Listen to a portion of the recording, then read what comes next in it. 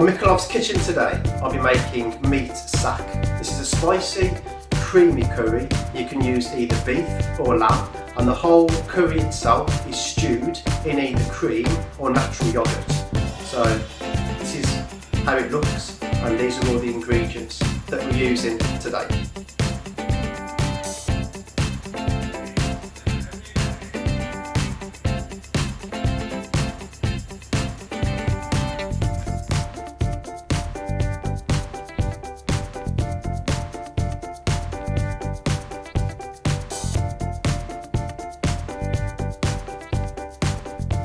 To make the Tandoori Meat Sak, it's really simple and it just involves just mixing everything together.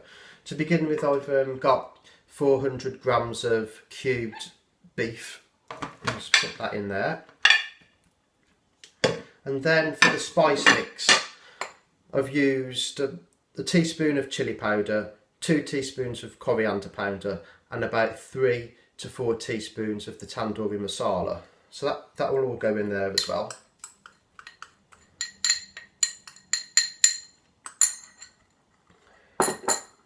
And then I've used half a onion. You can use red or white, but there's so much redness to this dish, I've just decided to use half a white onion. So that goes in there as well.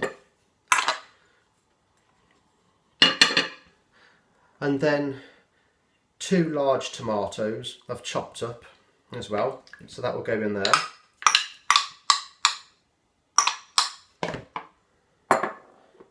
And just like a little bit of salt, just a couple of twists, about a teaspoon of salt will do, depending on your taste. Now, you need about 1 ounce of ginger, which I'm going to grate up shortly, and 2 cloves of garlic as well, which I'm going to mush up. And then for an optional extra, just 1 chilli, large chilli, which I'm going to chop up shortly. But also for the sauce itself, you just need to have some natural yoghurt. And you just need to measure out about 5 ounces or 150 grams of this, because you don't need too much in there.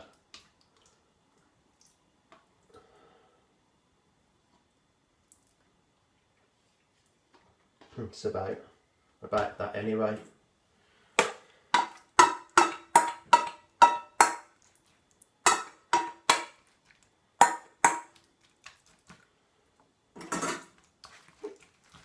Just give it a bit of a mix.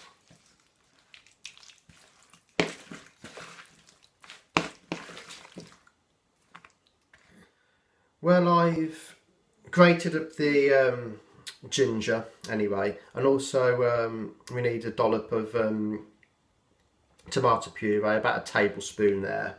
So that goes into the mixture.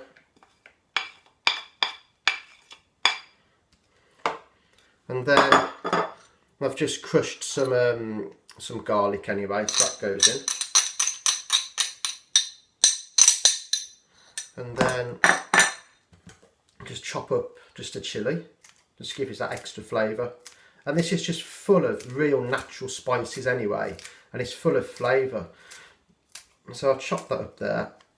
Then again, just give it another mix, because you want to get this meat really seasoned with all the ingredients.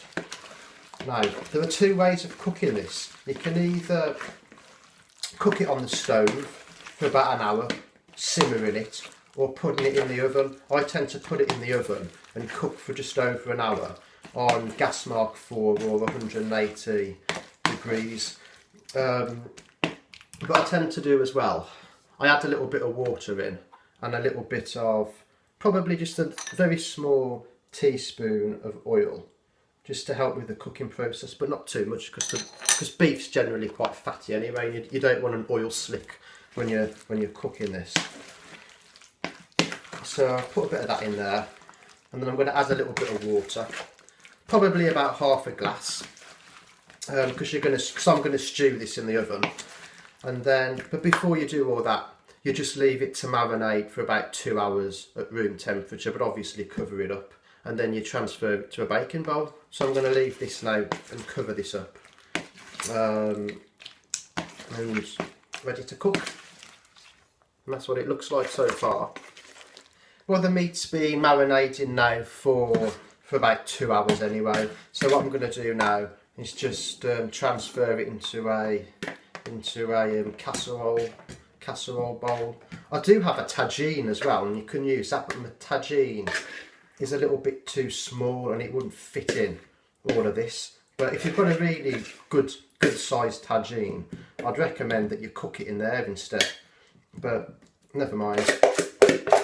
I'll just spoon all that out into there, and I tell you now, it just smells really nice, really fragrant. The smell's coming from this. And then, as I've said, I've already preheated the oven anyway, so gas mark 4 or 180 degrees. Stick it in there for about an hour, just until the meat is tender, and then it's ready to be served.